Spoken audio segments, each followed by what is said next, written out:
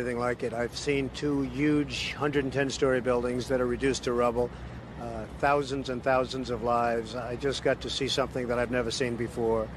I have hundreds of men inside working right now, and we're bringing down another 125 in a little while, and they've never done work like this before. And they're hardworking people, but they've never seen anything like it, and they've never done work like this before. It's terrible.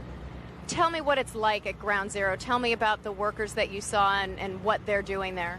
Well, not only is it devastation, but it's very dangerous because every few minutes a whistle would go off and everybody would just run because you have all the buildings around it, which are in such a weakened state that people just don't know. And so they just have to take off. And then they come back and they're working under 50-story buildings that you don't know if they're going to fall down. So it's a terrible thing for the workers, and it's a terrible thing for the world, really.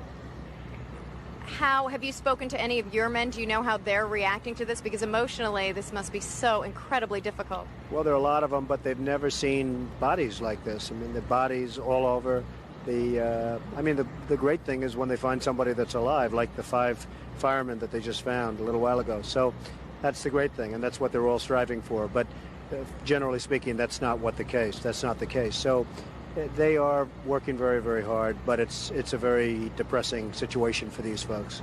As you walked around and as you saw the piles of rubble, there are thousands of families out there who are hoping that someone might be in a pocket somewhere, still alive, still breathing, waiting to be dug up.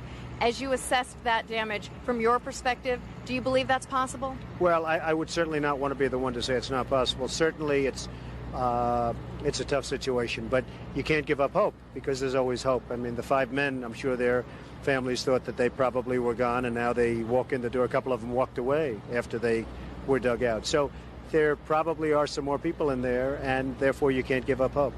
You've had an impact on the skyline of New York. What is it like as you see it now? It's like a whole different skyline. It's like a whole different city and world.